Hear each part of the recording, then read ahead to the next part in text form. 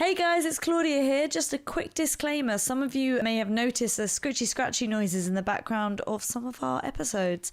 No, you are not imagining things. We currently share a recording room with my 4 ferrets, and apparently they very much want to be involved in the podcast process. So really sorry about that, but shout out to Busby, Lilith, Peach and Truffle, makers of the scratchy noises. Sorry guys, thanks. What's up, witches? I'm Claudia. And I'm Jess. And welcome to True Crime Coven.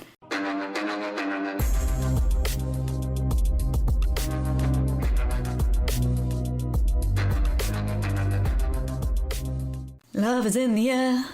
Everywhere I look around. Don't laugh at me, Jess. Love is in the air. That really caught me off guard. Every sight and every sound. I like how you waited till I was having a sip of tea. Yeah. Before you started singing to me. It's Valentine's Day, Jess. Happy Galentines. Happy Galentines. You always had this hot tea spat over you. What a gift. A trip to the burns unit.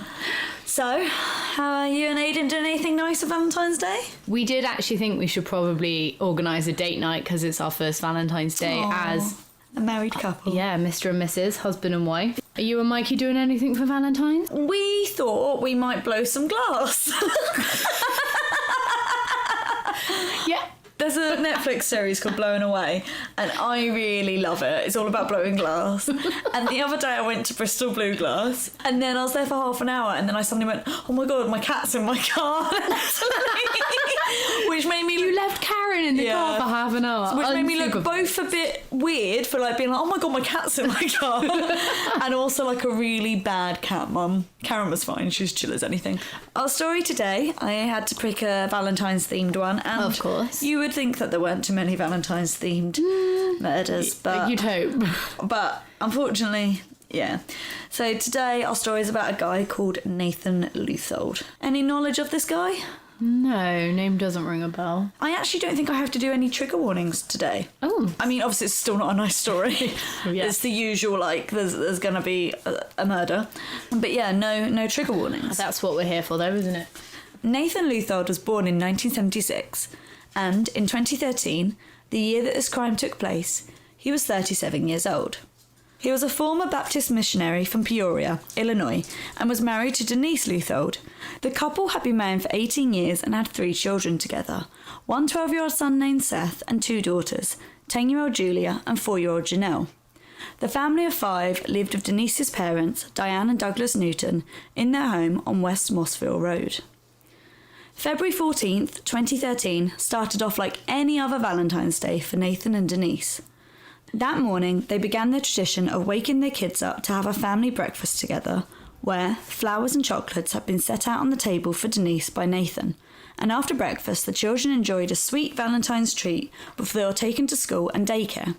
Nathan then headed off for church and Denise stayed at home for the day. That's a really nice tradition, like getting the kids involved as well. Oh yeah, my parents used to buy me Valentine's presents. I can't remember if my parents did. I mean, my parents' marriage didn't work, so maybe like don't take a leaf from that book. But like all getting up together, having a family breakfast, and it's nice. Yeah, it's nice. Later that day, Nathan received a phone call from their youngest daughter, Janelle's daycare, informing him that Denise had not shown up to collect the 4-year-old and had not been answering her phone. Nathan instead went to collect Janelle and then drove home to check on his wife.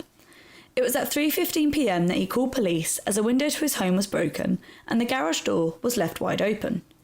He told the police that he wouldn't go inside. In fact, he refused to, which like they kind of wrote was a bad thing in the source, but like I think that's pretty smart. Like, yeah, you don't know what you're walking into. If your house looks like it's clearly been broken in. And I swear normally when you call police, they're like, get out the house. Yeah. So I don't know why they like still been there. Yeah. Exactly. They kind of wrote it as a bit of a slight to him, but yeah, I know. Officer Linthicum turned up and met Nathan, who was standing across the street from his home. The officer noted the garage door was, indeed, open, and entered the property on West Mossville Road, where he observed the broken glass but could not see any footprints in the muddy ground around the broken window, and so called for backup, aware that the intruder could still be inside the home. Officer Campus arrived and the 2 policemen entered the property, again observing the shards of glass and noticing that the kitchen was in disarray, with the kitchen cupboards flung open and the drawers pulled out onto the floor. They then walked into the living room where the family's TV and video player was still sitting untouched. Moving past this room, the men continued down the long hallway towards the front door, whereupon they discovered the body of Denise Leuthold, laying face down in a pool of blood, a spent shell casing and live round laying next to her head. Realising that this was no longer just a home invasion, the police officers retreated from the house and called again for backup, securing the area as a murder scene. More officers arrived and the group searched the property for an intruder, but no one was found inside. Now, this whole time, Nathan Leuthold had not asked police a single question. He hadn't rushed to them wanting to know what was going on or where his wife was. He didn't even ask any questions when he saw Officer Linthicum return to his police car and take out a bulletproof jacket to wear. And this is very strange to me. Like, if the main reason I'd returned home was because my partner had been a no-show for picking up our young daughter. And then you came home to that. Yeah, and you still couldn't get hold of her. She wasn't, like, anywhere to be found. Like, Yeah, but he didn't ask any questions. I mean, I guess you could kind of argue, like, did he have his daughter with him at this point? Yeah, he did. So maybe he was, like, not... Yeah, benefit of the doubt. Excuse. Yeah, but he could have just been trying to calm his youngest daughter down. True. But when Nathan didn't show any concern, the police's concern grew for his behaviour. Yeah. As did their suspicions. Yeah. And so, Nathan Leuthold was asked to accompany Detective Garner to the police station for questioning, whilst his in-laws cared for his 3 children. Once at the station, Nathan's interview would begin at 6 p.m. and not wrap up until over 6 hours later at 12:30 a.m., during which he also signed papers granting his consent for officers to conduct 4 different searches. 1 to search his vehicle, 1 for his and Denise's bedroom, 1 to search his mobile phone, and another to search his personal laptop and USB hard drive. So he's complying with police then? Yeah, completely. He's cooperating, like, perfectly. But just being a bit odd. Emotionless, as we'll also get onto. His in-laws also consented to a full search of the entire family home, during which Detective Moore noted that Denise's purse and Nathan's wallet had not been stolen, also finding $300 in a dresser drawer completely untouched. If this was a robbery gone wrong, the robbers hadn't been very thorough. In fact, what had they even taken? We know that they'd left the TV, the VCR, and Nathan's laptop, and now money. What had they taken that was worth killing a woman for? Interestingly, 2 of Nathan's 3 guns were unaccounted for.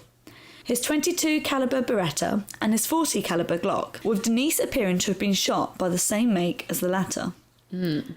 Lending a clue was another find of Detective Moore's, a day planner.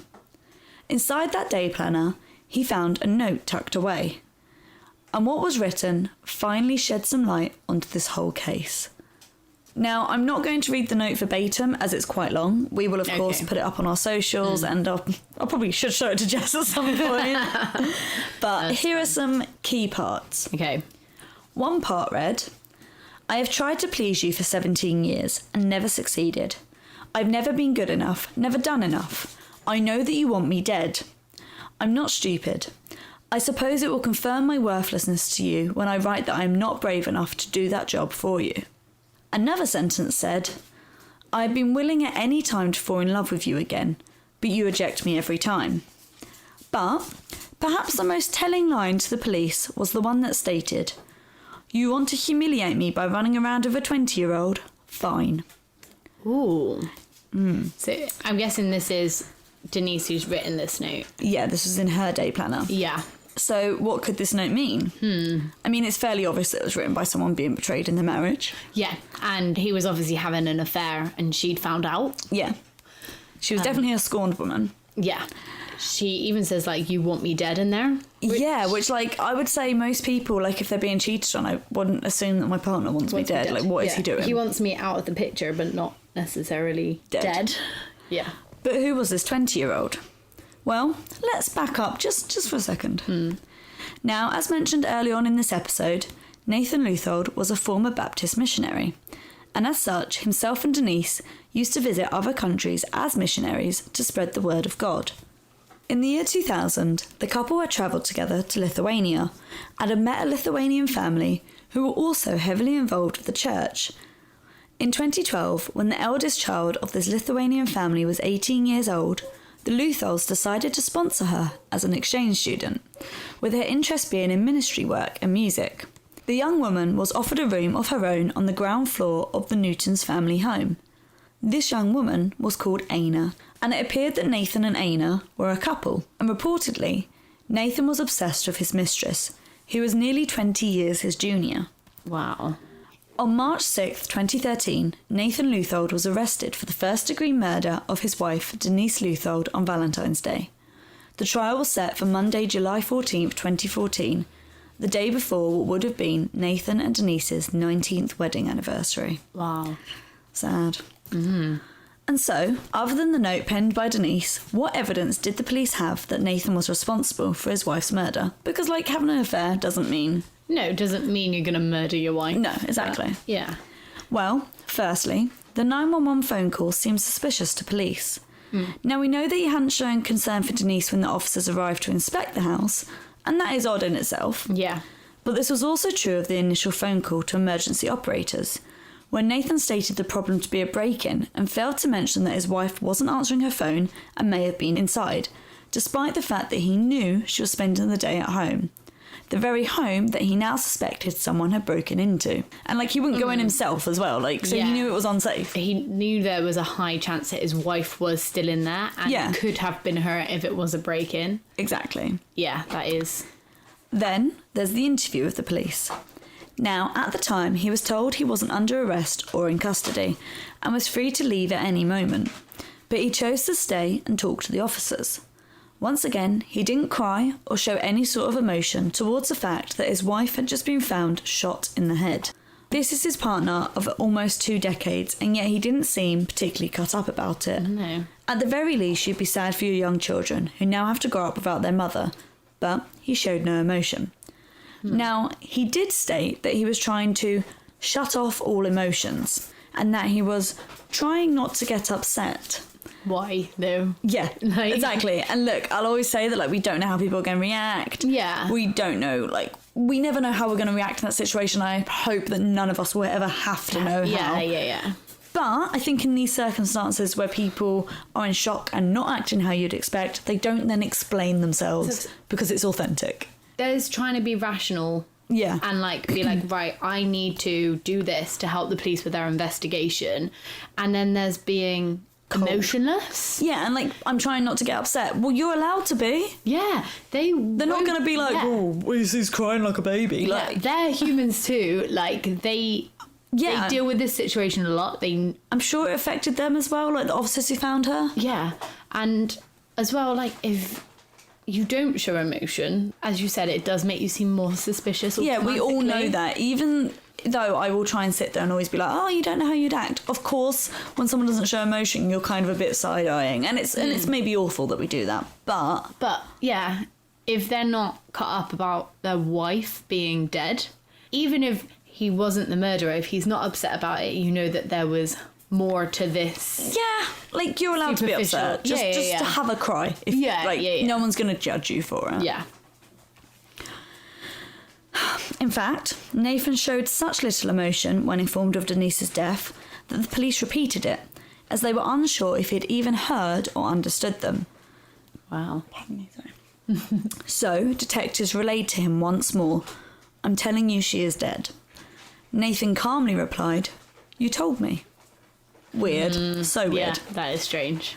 Now, the family home. We already know that virtually nothing was taken. On top of which, Officer Linthicum and Officer Campus said that the whole break-in just appeared staged, with the kitchen drawers that were pulled out neatly placed upon the floor, rather than flung around the room. Also, they said, I know you said about, they didn't see footprints into the house, but if they had broken in through the window, there would have been footprints as well. Exactly.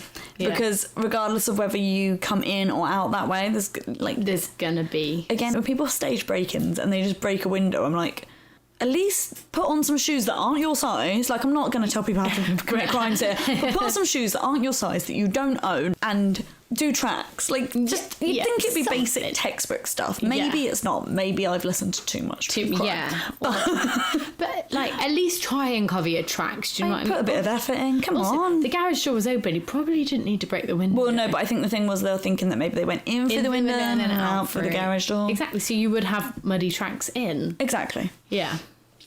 Additionally, Denise's car wasn't in the driveway, which could have meant it was used to flee the scene of the crime. But no, her car was found about half a mile away at Robinson Park, and I looked it up on Google Maps and it's a straight line. It's literally 0.6 miles away. Okay, so they weren't trying to hide the car. Well, I don't know what they were trying to do. Fleece gloves were also found near the vehicle, with the keys tossed into a bin nearby. The other set of keys were found underneath Denise's head. This, coupled with her body being found by the front door, indicates that she may have been trying to flee from her attacker, not realising that they had already moved her car so that a fast escape was not possible. According to Detective Garner, who drove Nathan to the police station, he had remarked to the officer that the car is gone. Now, maybe he had just noticed his wife's car had been sat by Robinson Park when leaving or coming back to his house that day. Or perhaps he had been the one to park it there. Yeah. Again, I don't understand why, but Yeah. So this is all looking suspicious, but so far there is no concrete evidence. Yeah, it's all very circumstantial. There's no concrete evidence that Nathan killed his wife for his mistress, Aina. So let's get into that and what prosecutor Jody Hughes presented, along with the state attorney Jerry Brady. On February 14th, 2013, another resident of West Mossville Road called Diane Parrish was leaving her house at around 12:20 p.m. with her husband when she noticed a man walking along the street away from Robinson Park and towards the houses. She described the person as wearing only a black sweatshirt despite the low temperatures. And again, I looked up the temperatures around this time in Illinois, and turns out it's minus 10 degrees Celsius, which is 14 degrees Fahrenheit, if that makes more sense to people. So she found that odd and thought that the man looked suspicious. She then became anxious that if he saw her and her husband leaving their home, he might pick the house as an easy target. She thought he was going to rob people. Yeah. Therefore, she asked her husband to slow their car down so she could get a good look at the guy. She later positively identified the man as Nathan Leuthold. If her ID was correct, this placed Nathan near his home at the time, not at church or out running errands like he would claim. Yeah. Another witness, named Becky Skihan-Passy, testified that whilst visiting her sister, who resided nearby the Newton Leuthold home, she had heard a gunshot at around 12:30 p.m. Now, Becky had visited her sister on both February 3rd and February 14th, and she couldn't be sure which day she heard the gunshot. Fair enough, this trial was 18 months later. Yeah. However, she had sent a text message to her sister just before the gunshot, and the timestamp of this message showed that she would have heard the gunshot on February 14th. Around that time, Nathan Leuthold would have reached his house if he was indeed the man that Diane Parrish had seen in a black sweatshirt. Those timings perfectly complement 10 minutes each other. later. Yeah. But the most powerful testimony would come from Nathan's mistress herself. At first, Aina refused to speak. She refused to say a word. But when she was offered immunity, if she agreed to testify, she sang like a canary. Oh, of course she did. She told the court how, while she attended college in Pensacola, Florida, in 2010 to 2011, herself and Nathan Leuthold would stay in hotels in the area together. In fact, it would come out that they stayed in hotels together about 20 times in total. However, once her school found out, they made her withdraw from the programme, and so she moved out of Florida and into the Newton Leuthold home. And I'm guessing this is because she was doing ministry work. I think it was something like that. Because otherwise I don't know why the college would care. Yeah. I don't think any of my schools would have cared what I was up to. No. They then swapped their Florida hotel hangouts, because that's what the kids are calling it these days, I believe, Nice. for spa days together in Peoria, where Nathan apparently paid for Aina to have massages and waxes, as well as get her hair done. And this really makes me sad. Obviously, it's sad what happens to Denise anyway, but the fact that here's Denise, she's staying at home with their kids, and he's off treating this woman who's 20, well, not even 20 this time. Spending their money that he could be spending on their pampering kids. her. Yeah. I bet Denise would have loved a spa day to it just really hurts my heart. And she even says in her letter to him, oh, I tried to fall in love with you many times and you just pushed me away. It's it really breaks my heart. An employee of the spa named Paola Hinton also testified that she saw Aina and Nathan there together, and had provided services to them for at least a couple of years and associated the two as a couple. So, like, they had to have been acting like a couple to associate them, because the age difference to me wouldn't make you associate them as a couple necessarily. No, because there's 20 years between them. Like, that could be his daughter. Yeah, like, he could have been 17 when he had her. And, like, we don't know how... I mean, like, I've seen pictures of them, but, like, I always feel like cool pictures don't show people in their real light. Yeah. However, Paola had realised that the man was married to someone else when he purchased a gift certificate for his wife, whom Paola also knew as a customer of the spa. So, like, I guess Denise did get her spa day, but still. But as a gift certificate rather than as, like, a I'll romantic come with you weekend away.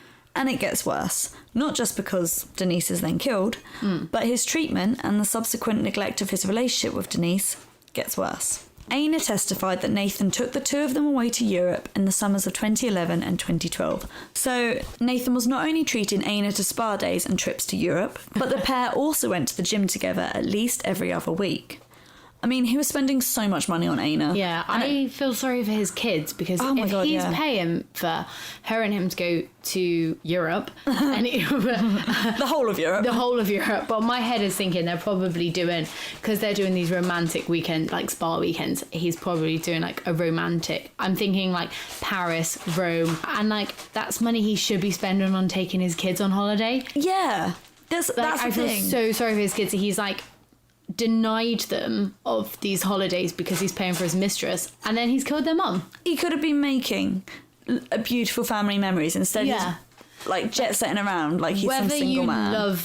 Whether you love your wife or not, you should love your children. Yeah, she is still the mother of your children. You need to look after your kids. Exactly.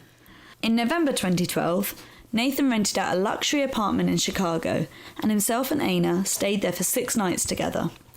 Again, in December 2012, Aina visited more apartments in Chicago with Nathan, although she denies ever spending a night there, which to me kind of makes it more obvious that they're sleeping together. Like, you know how people will like book out hotels for a few hours sometimes to like sleep with their mistresses or like with sex workers? Yeah.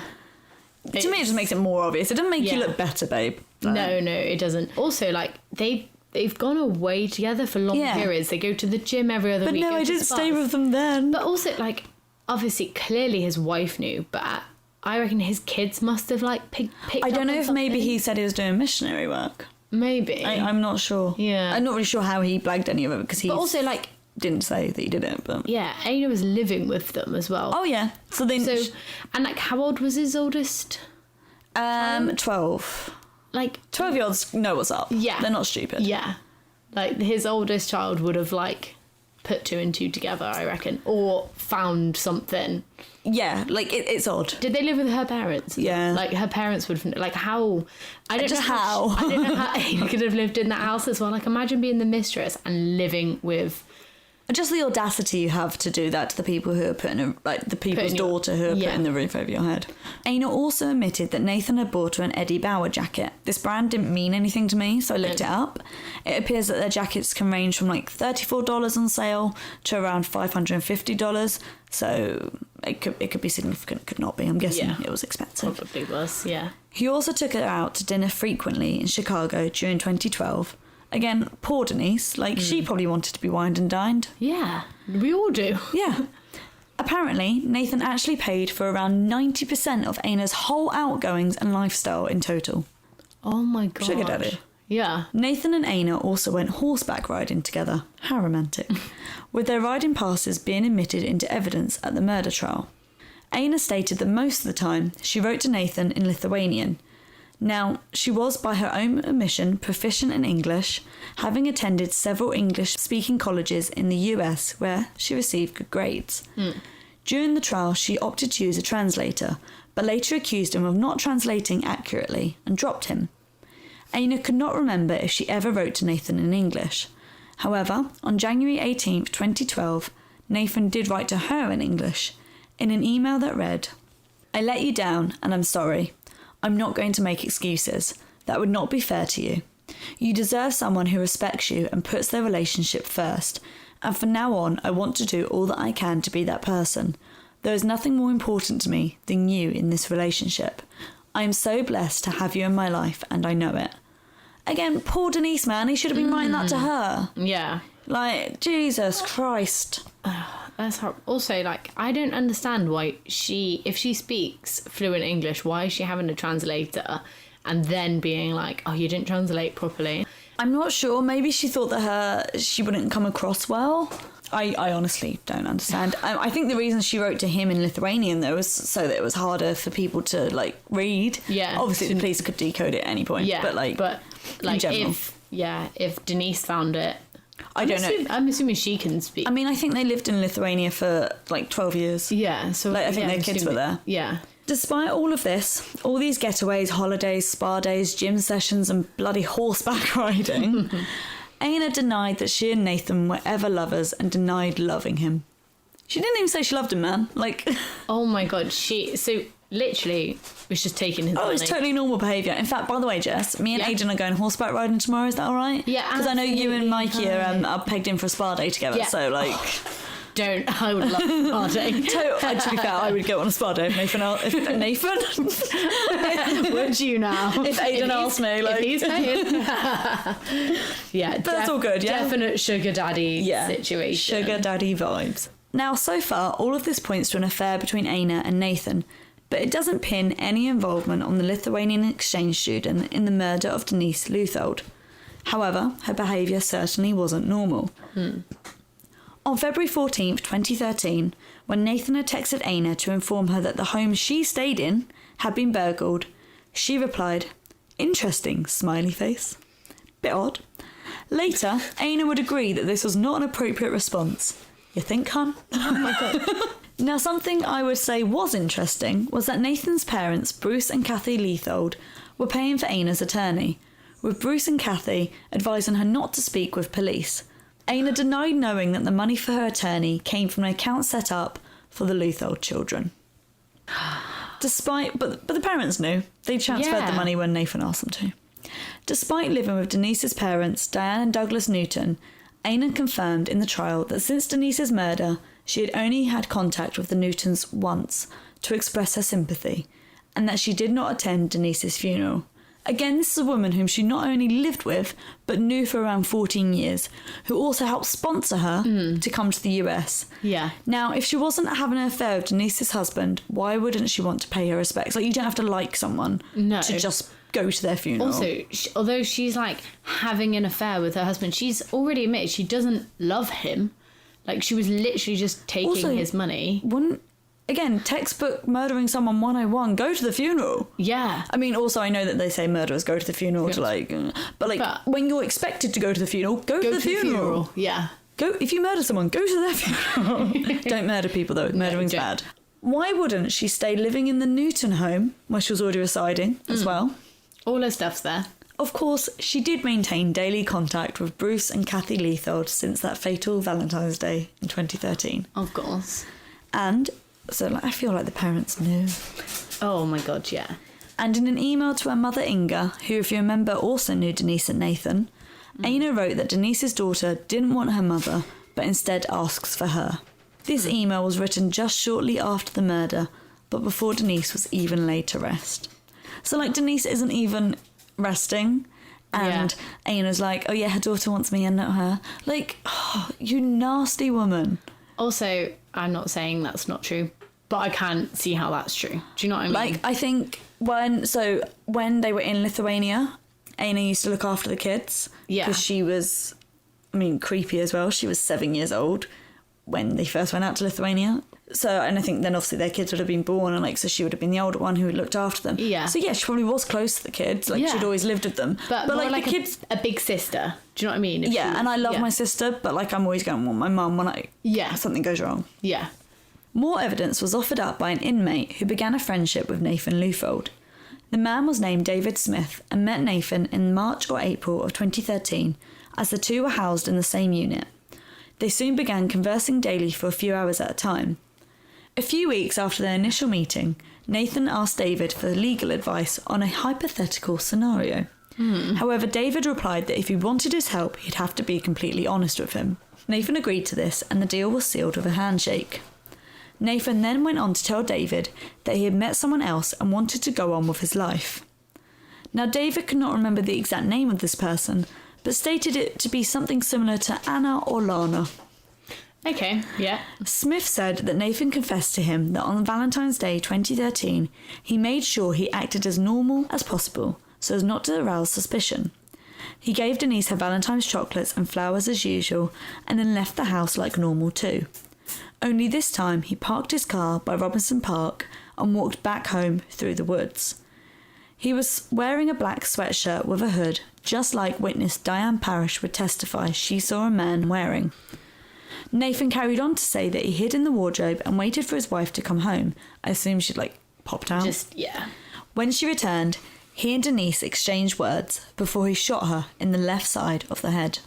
He had thought initially about poisoning Denise, perhaps using insulin or potassium, which is actually quite smart. Yeah. But instead chose to use a gun. Less smart. Yeah. Realising that this meant he had to research how to find a silencer for a .40 caliber Glock.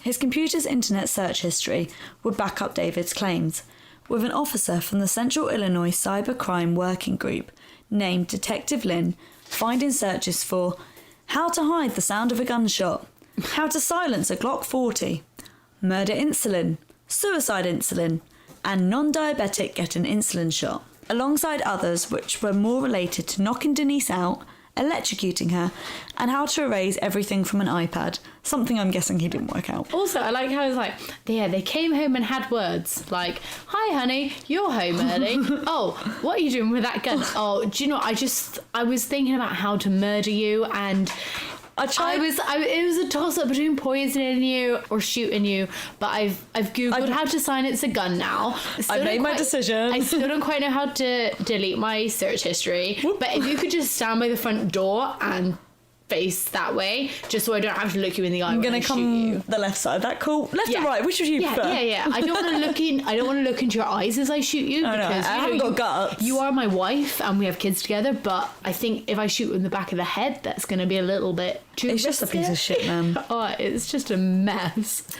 Detective Lynn also testified that the only user on the account was Nathan Leuthold. Honestly, sounds like a bit of an idiot. I mean, the idea to use potassium or insulin was good. Yeah. He also looked up how to... I like how you put suicide insulin as well. Suicide insulin. As if that wasn't going to flag something up. Also, apparently he looked up how to, inject someone with air. Nathan also stated that he made sure to visit several places of business on February 14th to provide an alibi, such as a car wash, a car place and a Starbucks. Perhaps the most disturbing thing that Nathan told David was that the reason he chose to kill Denise on Valentine's Day was so that her murder could be a gift to his mistress. What a great gift for your kids, though, isn't it? Do you know what I mean? He didn't do it on Christmas. Luckily, David Smith kept notes of everything Nathan Leuthold confessed to him and handed these over to detectives. David also provided crucial evidence to the case by allowing Nathan to use his phone cards, meaning that David would make a call to one of his family members who would then call someone on behalf of Nathan, a sort of three-way phone call setup. David then downloaded these phone calls to be used as evidence in the trial. These conversations were in Lithuanian and therefore had to be translated into English. An officer, confusingly named Officer Smith, David was a legit inmate, not an undercover police detective. Okay. He identified an exhibit of the calls were made in May 2013, where it appeared Nathan was coaching Aina on what to say to the police. He told Aina to state that Denise had told Nathan to treat her as family and always take care of her, and that Denise loved Aina as she was the only one she trusted with the children, even in America. Bear in mind here, the family lived with Denise's parents, so I'm guessing they were quite close, and she probably trusted them. Yeah. Nathan also coached her about what to say in accordance to being thrown out of her school in Pensacola because she was having not right relations with her sponsor, as well as an explanation as to why Denise did not accompany them, on their trips and stuff. And if this evidence wasn't compelling enough, we then get on to the forensics. Now, since we've been speaking about emails and phone calls, let's start with what Detective Freehand found. He's a digital forensics examiner with the Computer Crime Unit. He was able to download information from Denise's and Aina's mobile phones on February 20th, 2013, from Nathan's iPad on February 21st, 2013, and Nathan's mobile phone on March 7th, 2013. Additionally, he was able to recover over 2,000 emails from Nathan's laptop. Wow. In a text message sent just 2 days before the murder, Nathan had texted Aina stating that He has plans for our future. He meaning God, I presume, who I bet was like, can you just leave me out? Can you just leave me out these plans? There were also a number of messages exchanged between Aina and Nathan that were later deleted by them, so as not to show that they had a close relationship, I guess.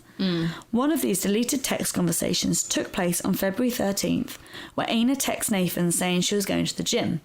He replies, without me. Later, she informs him that she's done with the gym, and he replies, smiley face, wet? Question mark.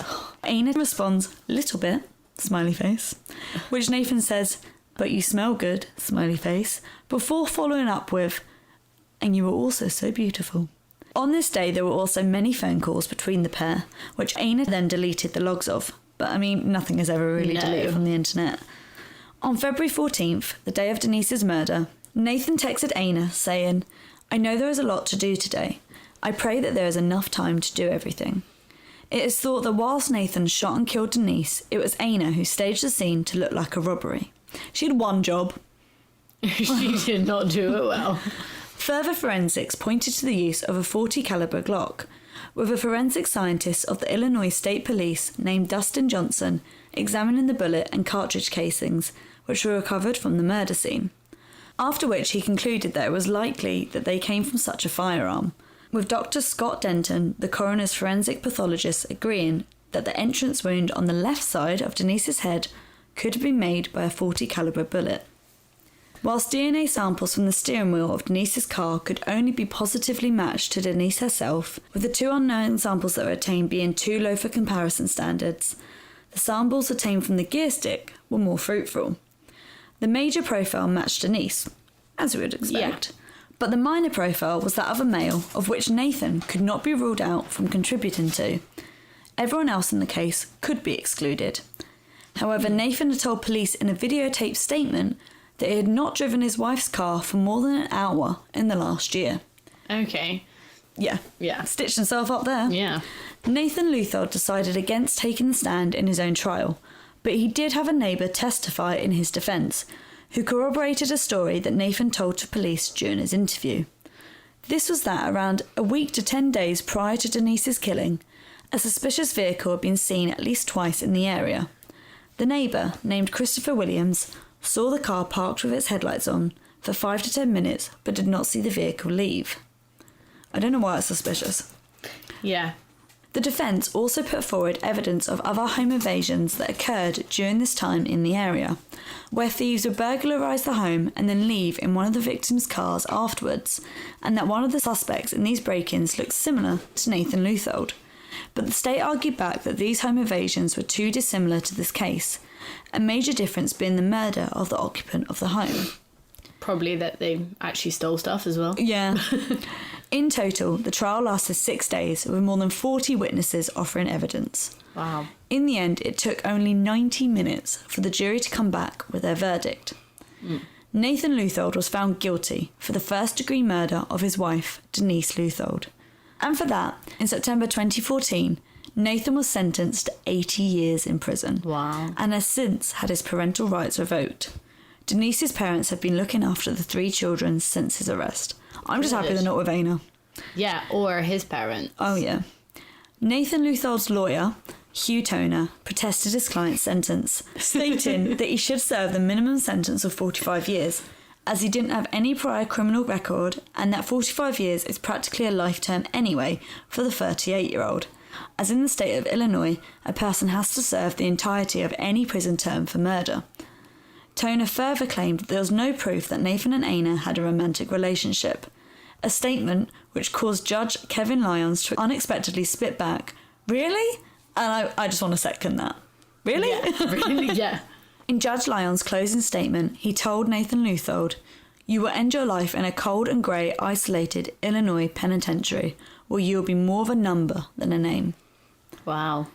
Aina was granted immunity, of course, for testifying, and I just hope her punishment is sleepless nights and the guilt that she helped take a woman's life and made her last few months misery, as she knew her husband of 18 years was having an affair with a woman whom she herself helped bring to the US. A woman who her own parents invited into their family home. A woman who was just 7 years old when she first met the man she would go on to have an affair with and help kill his wife in a staged robbery. And I hope she is eaten up inside by the fact that she helped deprive 3 children of their mum. And ultimately, with my heart of course so broken for Denise, the other victim here are her children.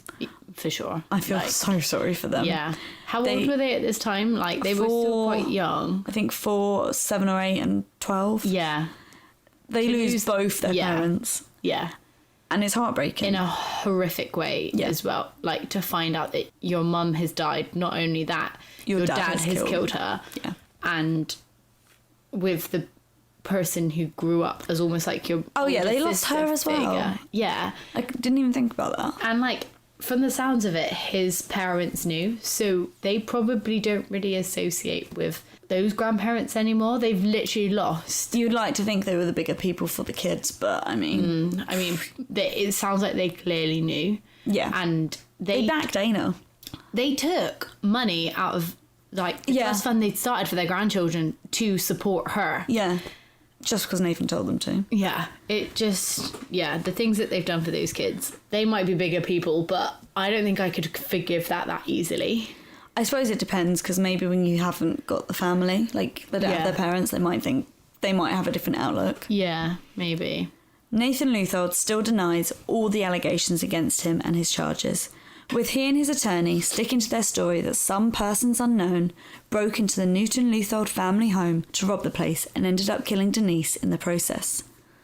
But, as prosecutor Jodie Hughes put it to the jury at the trial, you will have eyewitness identification, DNA, gunshot residue, forensic downloads on cell phones, forensic downloads from a computer, motive and Denise Leuthold's own words, and they all point to one person, and he's sitting right across from you.